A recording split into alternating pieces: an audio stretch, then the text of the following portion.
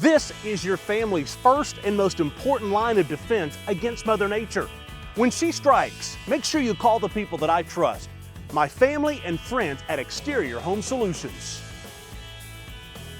Exterior Home Solutions 2-minute drill. 2 years ago, however, we did this, and there was fans still out here.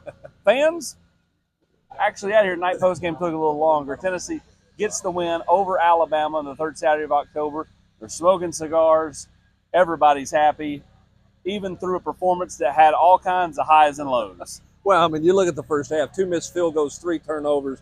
I mean, offensively, it left a lot to be desired. But, hey, before we get into all that, let's just give the props where the props are due, and that's to Tim Banks, that defensive staff, and this defensive unit. They've kept Tennessee in every game in the first half till the offense wakes up.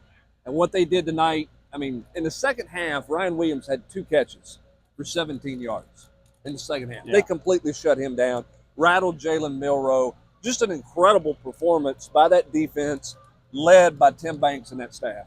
This is a team that, you know, offensively, I can think when Tennessee reconvenes in 2 weeks against Kentucky, I would literally, where the quarter sign is, I'd just put number 3 up there to start the game and hope that they are, oh, it's halftime.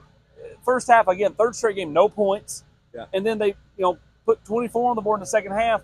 Nico totaled it out to lunch on a bunch of misses in the first half, but then throws 2 absolute just unbelievable passes, drops a dime to Brazel on the go-ahead score, and then that throw to Dante Thornton, who just continues to make plays, was fantastic. Yeah, and it was a great catch by Thornton on his fingertips. Ran through the ball. He did everything as a receiver fundamentally you want him to do, and Nico put it where it had to be.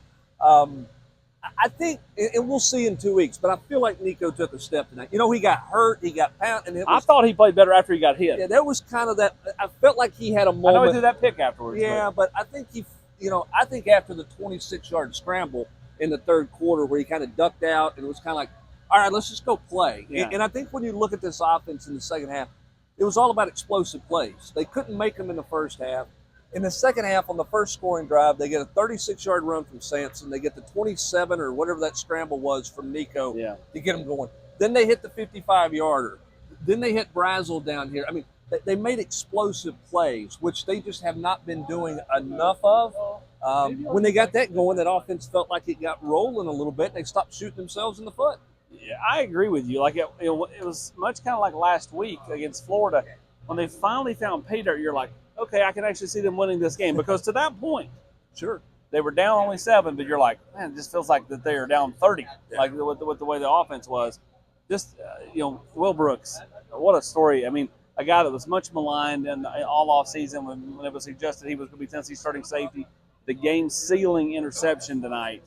I mean, pretty neat for an Alabama kid. Yeah, no doubt. And I'm going to tell you, the tackle, the shoestring tackle he made on 4th and 1, Milroe might be to Chattanooga by now because there was nobody behind him. That thing was, I mean, it was wide open. If he doesn't make that play, that's a touchdown. And now all of a sudden, the game is totally different there. That was a huge play in the game. They made a bunch of big plays. Jamal McCoy was terrific, but Will Brooks is a great story. I mean, that fishtail is going to get bigger and bigger as his life goes on, but what a memory for him. This game creates moments. Yep. I don't want to say legends for life, but there's going to be guys that are remembered for what they did, and Will Brooks is going to remember for what he did against Alabama. Another 100-yard performance, 139 on the ground and a couple of scores. Now ties the modern record, one off the overall record of Gene McEver for single-season rushing touchdowns. He's now at 17. Just continues to produce, and a lot of it again in the second half. Yeah, I mean, they're making some great halftime adjustments. They got to get to some of those adjustments a little earlier. They got to get him going. The fumble on the first drive was really tough because Tennessee had all the momentum. You were going there. But, I mean, just what a tough back. I mean, what just a tough, gritty, I'm going to finish the drive back. And another great performance by him in the second half. They've got to find something in the first half. I thought their protection was a little better tonight, but at times, it's just hard, and unless they make a big explosive play, it's just hard. I thought their protection was vastly better. I didn't feel like he really ran for his life. Didn't feel like he was ducking and dodging. I mean, you're going to get pressure in a football game, but I thought tonight, he had some clean pockets. He's still going to hit those passes, but I do think you're right. He found a little something in the second half, and he's got now 2 weeks to build on that. And just the throws that the throw to Thornton again, the throw to Brazel, how much confidence do you take from that? Just like that shooter seeing it go in for a change, when you're in a slump. Yeah, and again, it wasn't last drive like at Arkansas. There was still time on the clock, but those were critical, money down, got to make a play at the end of the ball game. Those have to give him a ton of confidence. That has to get them going in the right direction. We'll see what it looks like 2 weeks from now. You keep waiting for the defense to have an off night or a struggle, and they just don't. I mean, this team is led by this defense, and I don't think anybody ever thought we would say that about a Josh Heupel team. But the defense is setting the tone in this football program with this team right now. They're hanging their hats on them. You're hearing Dylan Sampson talk about that. You're hearing all the players talk about what this defense means to them.